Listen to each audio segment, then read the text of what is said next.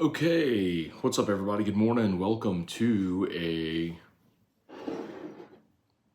hump day edition of Morning Scone presented by Brock, the Badger Orthopedic Clinic, Hoodco Roofing, hoodcoroofing.com, Restored Motions, restoredmotions.com, and ProCharge EV, ProChargeEV.com.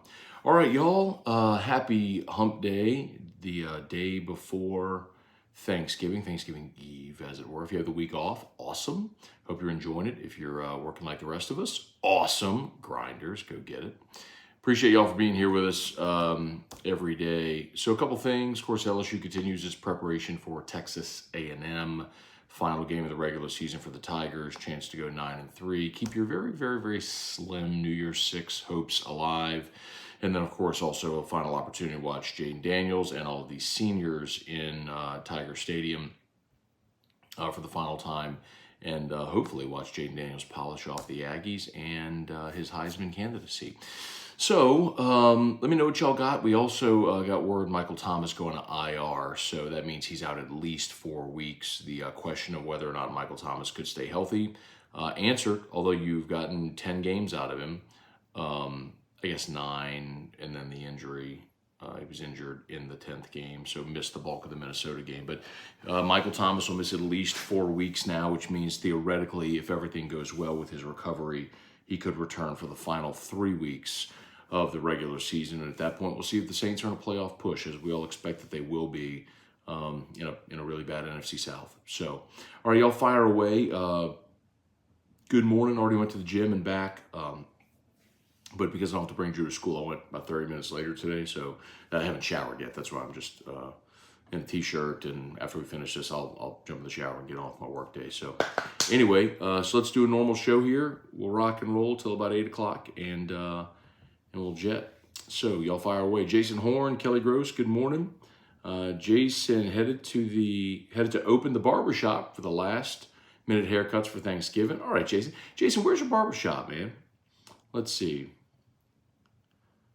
I'm looking at your profile. It says you're a traveling barber, a mobile barber. Huh. So you have a brick and mortar barber shop, or you travel around and go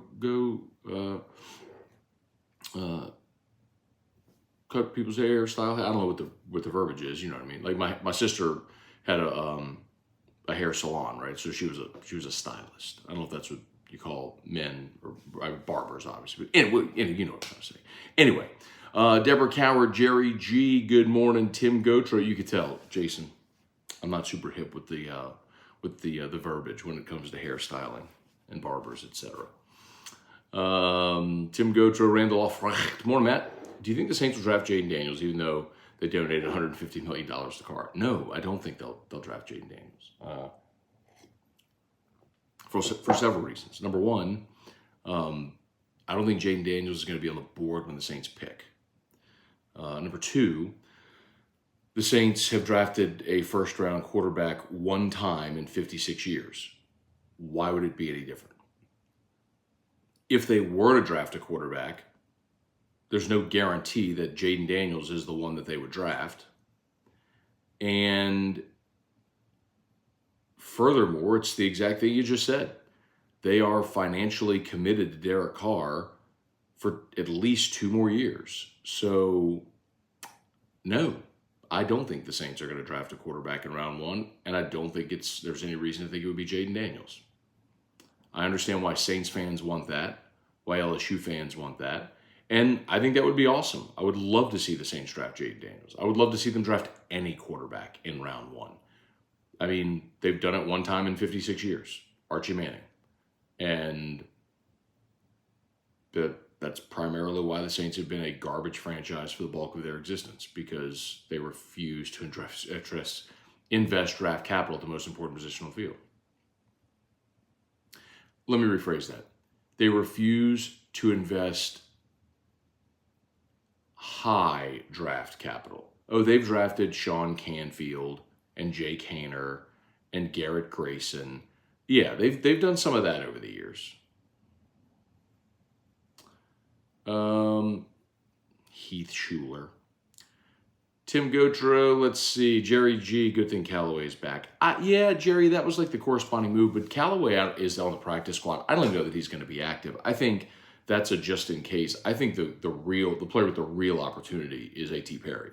I mean, when Michael Thomas got hurt, it was A.T. Perry who took his spot at Minnesota, got his first catch and his first touchdown. I mean, he scored the touchdown that kind of got the offense rolling. So, yeah, it's not Callaway. It's A.T. Perry is the one with the real opportunity with Michael Thomas's injury. Larry Garner, Matt Wells, good morning. Did y'all ever finish that whiskey and wine Aranda and Ogeron story from the Fiesta Bowl? Did Dave just take the butt chewing or did he bark back at it? No, Dave didn't bark back. That's not his personality, but that was the point. It was like Dave doesn't do the yelling boisterous thing, and certainly not publicly as you're walking into the locker room.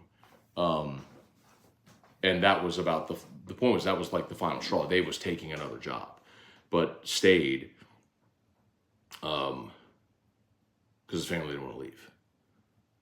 And they didn't want to leave the next year either when he took the Baylor job. As a matter of fact, he had taken, I don't know, I guess it don't matter if I say this now, but Dave had taken the UNLV job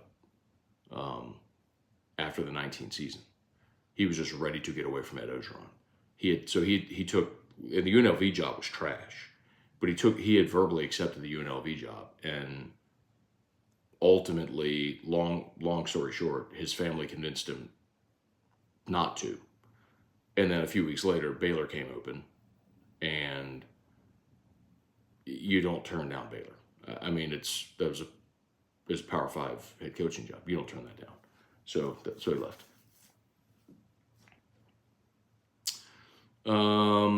Brad David, good morning. Did you see what Ryan Leaf said about Jaden? I did not. Strong side, good morning.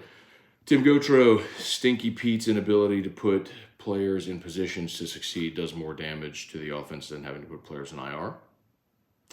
Jesse Brown, morning, Matt. Thomas is on IR. He has to miss at least 4 games. Do you think he plays again this season if we somehow miss the playoffs? Jesse, it's tough because I don't know the severity of the injury. So if he's healthy after 4 weeks, yeah. But they haven't shut him down for the year. If you saw the play where he was injured, it was a play near the sideline where Carr threw it behind him. And so he kind of had to contort his body, and what he did, and he landed, his knee buckled. And he kind of got hit too. He got hit high, but his knee buckled and he got hit high. So it's probably one of those things where, it's a ligament strain, if I had to guess. I'm guessing completely, but that's probably what it is. So, I think it's reasonable to think you could be back in 4 to 6 weeks. And remember, last week was the bye, so he's going to miss 4 games, but he had last week as well. So it's like 5 weeks he'll have minimum to get right.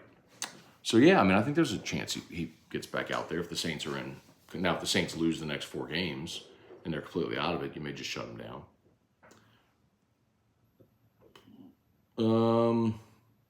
Wacky Chris, good morning, Matt. Didn't get to see your AFR segment on the Blitnikoff race, but do you think Marvin Harrison is coasting on name recognition rather than actual performance?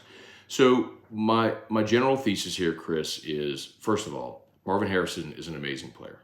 And he's playing in a offense where he's got Kyle McCord throwing in passes instead of C.J. Stroud. The guy that's going to be the NFL Rookie of the Year. The fact that he has 1,000 yards receiving this year in an offense with lesser quarterback play and without Jackson Smith and Jigba on the other side, where he is the only target, is kind of amazing. And the fact that he has 13 touchdowns when everybody knows they're throwing him the ball in the red zone is kind of amazing. So his numbers, Marvin Harrison Jr.'s numbers, do not stack up to Malik Nabers this year. And I think Malik Nabers has had the best season this year of any wide receiver in the country and deserves the Blitnikoff based on performance this year. Period. Or comma, I should say. But a lot of times these awards are lifetime achievement awards. And the example I gave was Grant Delpit. Grant Delpit in 2018 was not just the best defensive back. Grant Delpit in 2018 was the best defensive player in college football. People forget how amazing his season was that year. But DeAndre Baker won the Thorpe Award that year from Georgia because he was going to be a first-round pick and he was a household name. Although DeAndre Baker, if you go look at his stats, Delpit had like 74 tackles, Baker had 40. Delpit had 12 and a half TFL or 9.5 TFLs, Baker had 4. Delpit had 5 sacks, Baker had none. Delpit had 5 picks, Baker had 2. Delpit had 14, I know these because I did them yesterday. Delpit had 14 and a half pass breakups. Baker had, I think, 12. Anyway, the point is, Grant Delpit's 2018 was monstrous. And DeAndre Baker's was meh. But Baker was a household name. He won the Thorpe. The next year, Grant Delpit played with a bum knee, and his production dropped off dramatically. And Delpit won the Thorpe because Delpit was the household name. So that's how that goes sometimes, man. As much as it sucks for the guy in the season who's having a great year, in this case, Malik Neighbors, Marvin Harrison, although he's not having as great a year as Neighbors, is going to win that award because he's a household name. Brett DeGrow, Jacob Yetu, morning from Sacramento. Got a real quick question. How will the Saints season end? I'm tired of them ruining my Sundays. Carr is literally robbing the whole state of Louisiana. Okay, so he's not literally robbing the state of Louisiana. If he were literally robbing the state of Louisiana, he'd be coming to your homes and like put them up and he'd be stealing your money. And I don't have a crystal ball, man. I don't know how the season's going to end. I can look at Vegas odds, which project the Saints win total right now at 9.5. So they're telling you that they think the Saints are going to go 9-8 or 10-7. So, do they go 5-2 the rest of the way? I don't think so.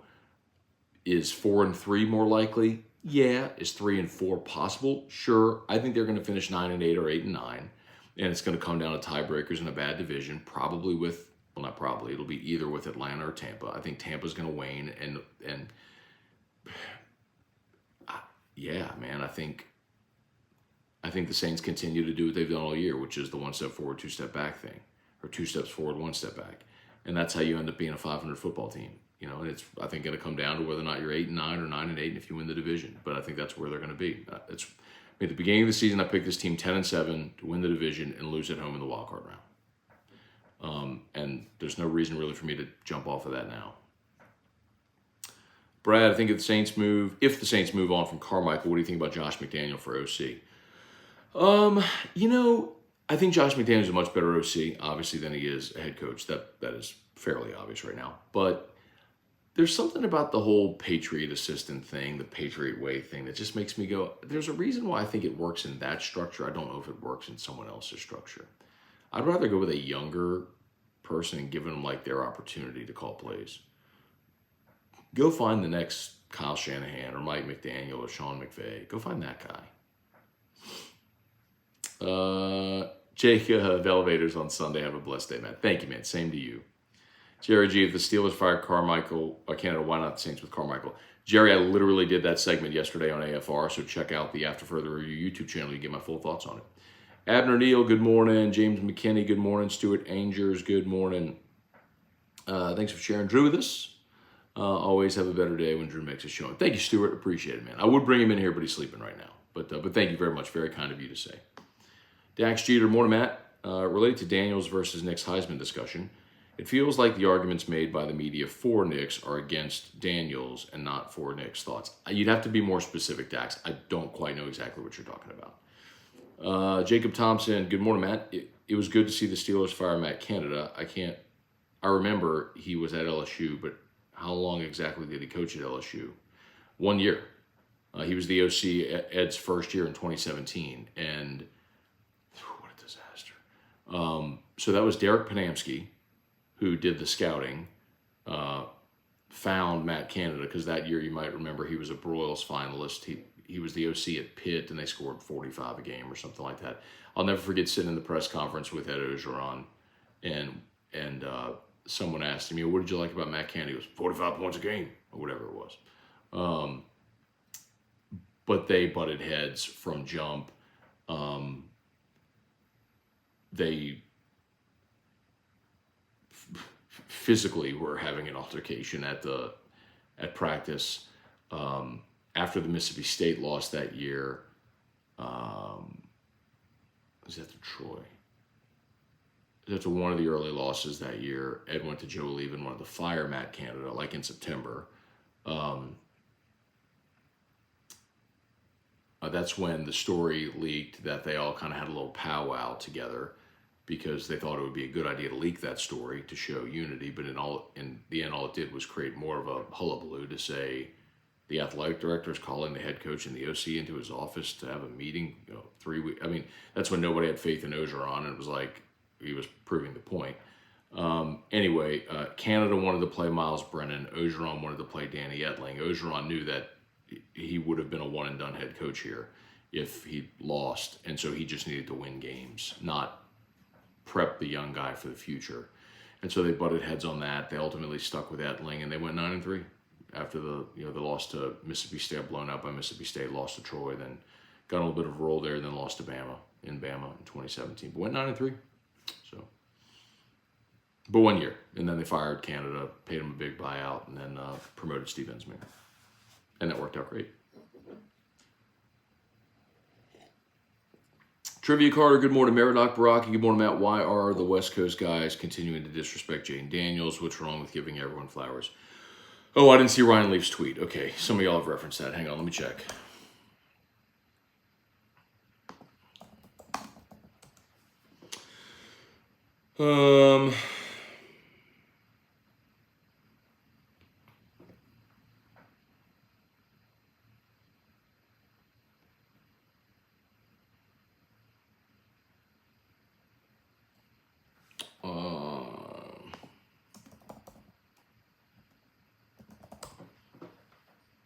I'm looking for it.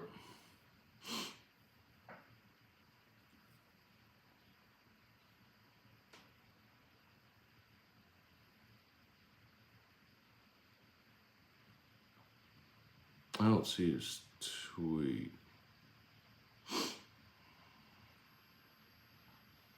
I don't know. I don't see Ryan Leaf's tweet. Sorry, y'all.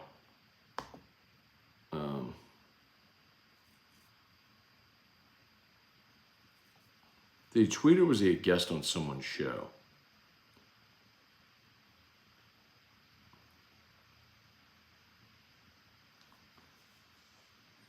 Let's see. The 4 best college football players this year have been Jordan Travis, Jaden Daniels, Bo Nix, Michael Penix. 2 of them have been much better.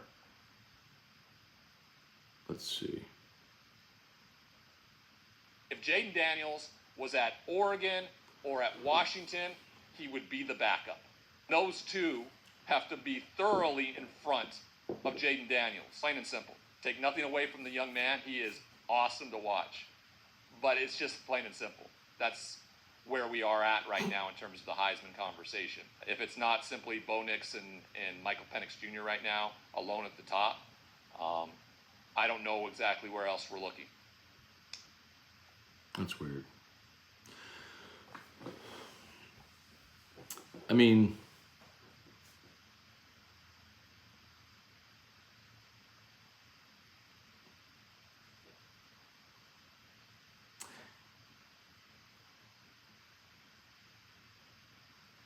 you can't say taking nothing away from the young man and then take everything away from the young man. I mean, I'm just going to go back to what I said about John Canzano, which is there's a reason why the Heisman Trust divides the votes regionally, because you have regional bias. In the same way that you're going to have people here, you are having people here belittle Bo Nix, which is happening, by the way. You have people in the Southeast that are belittling Bo Nix.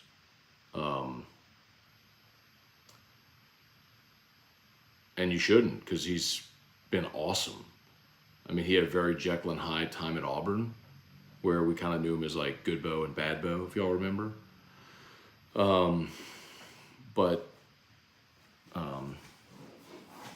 Anyway,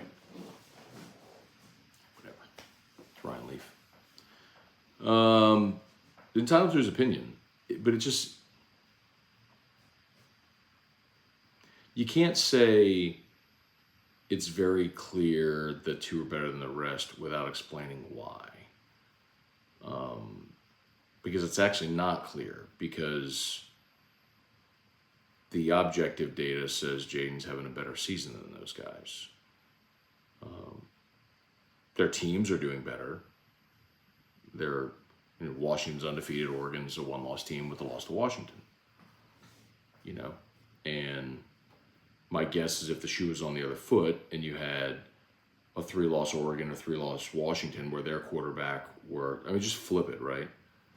Just put Bo Nix at LSU or Penix at LSU, and they're 11-1, and Daniels is at Oregon and they're 9-3, but he's putting up all these stats. We're saying, yeah, but he's on a team with 3 losses and he's putting up all these empty yards. I mean, it's just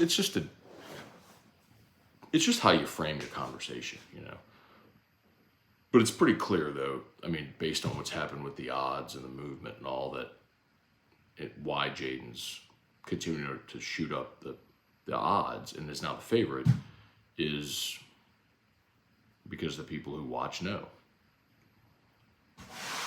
Cajun Country, morning, Matt. I always get nervous when 8-4 is not very good. They seem to always look like a different team when they play LSU. Is it kind of like a little brother thing? I don't know, man. Remember, LSU dominated that series when they came into the league. Like, LSU didn't lose to A&M from 12-18 when they won the 7 overtime game. Then LSU blew them out in 19, then lost there in 20 when A&M was pretty good. Then LSU won here in 21, then lost there last year. So it's kind of been the home and home thing since 2018. So the fact that this is in Baton Rouge, I think, certainly serves LSU well. Because A&M hasn't beaten LSU in Baton Rouge since they've come into the league. So if this game were in College Station, it might feel a little different. I think last year A&M was a talented team having a really down year, and I think LSU was just not good enough to overlook anybody, and they overlooked A&M. And if you remember, they had the sack fumble on Jaden that completely flipped the game, and LSU never got back up off the mat after that. So, you were at a position where it felt like you scored, you got the ball, you got your stop, you got the ball back, and you felt like, all right, this is where the game turns. And they got the big play, the sudden change play, and then you never got back up off the mat after that. So. No, I think you got to respect A&M because they got good players, but you're probably going to be facing their number 3 quarterback. That offense has just not been very good this year. And, I think their defense has some good players, some really good players. But LSU's moved the ball on everybody, man. You just got to go be you. You know what I mean? Go do the things you do really well. Barry Jocelyn, what's up? Brian Wynn, Matt, what's your favorite Thanksgiving day side? Cornbread dressing, green bean casserole, etc. Yeah, I mentioned this the other day, Brian. We don't really do a traditional Thanksgiving. Like, we don't do stuffing and dressing and all that stuff. We do shrimp mirliton and oyster patties and eggplant bundles, and I think we do have a green bean casserole. My mom does make homemade mac and cheese, which is awesome. For me, it's shrimp mirliton, as we called it as kids, the green stuff. My grandma used to make it. And the tradition continues. All right, let me do a couple more minutes here. Guy Brooks, good morning. Who Dat Dude and me. Kind of like N'Kobe Dean from Georgia winning linebacker award instead of Damone Clark. Yeah, it happens a lot, man. It happens a lot with those national awards. Barry Johnson, greetings from Fort Myers, Florida. I'm a Tiger, and my wife and her whole family are Aggies. Oh, gosh. Let's say Thanksgiving has proven to be tense.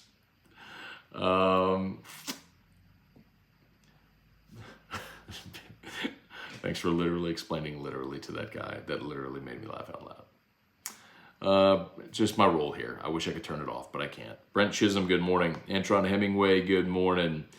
Cozy Cotters, good morning. Tiger Diver, just listen to OTB talk about Ryan Leaf's comments on Knicks and JD5. Randolph Ryan Leaf, one of the biggest busts in the history of football. But that doesn't mean he doesn't know football. Just because he couldn't emotionally handle the rigors of the NFL and being with a bad organization and then got addicted to pills doesn't mean the guy doesn't know football or played at a high level. The guy was a great college quarterback. He got Washington State to a Rose Bowl, and doggone, man. They were a breath away from winning. He was driving them to win that game against Michigan, who won the national championship that year, but he just ran out of time. They were driving, and he just, ran out of time. Anyway.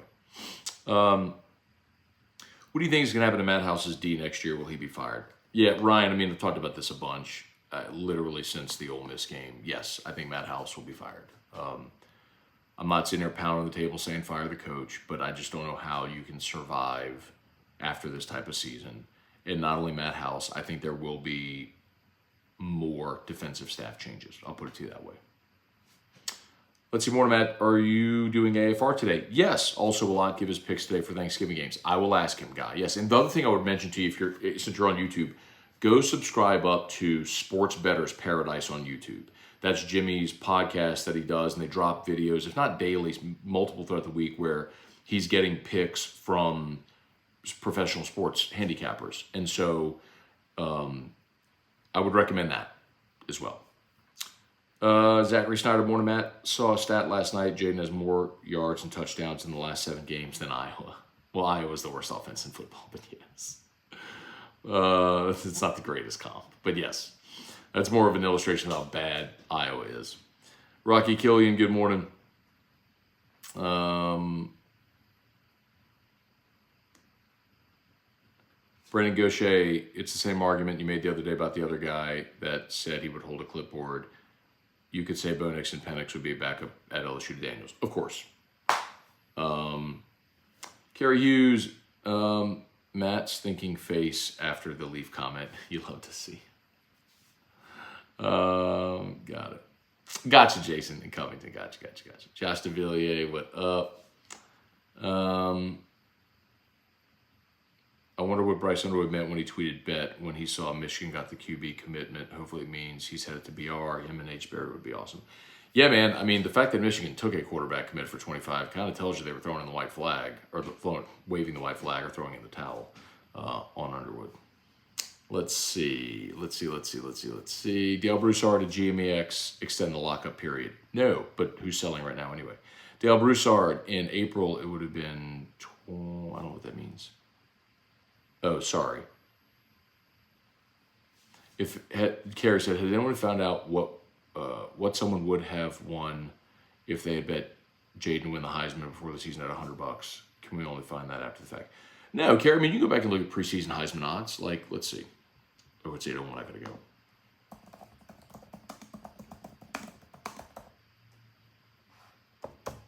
Let's see. Preseason Heisman odds. Preseason betting odds. Here you go. Jaden Daniels was plus 1,100.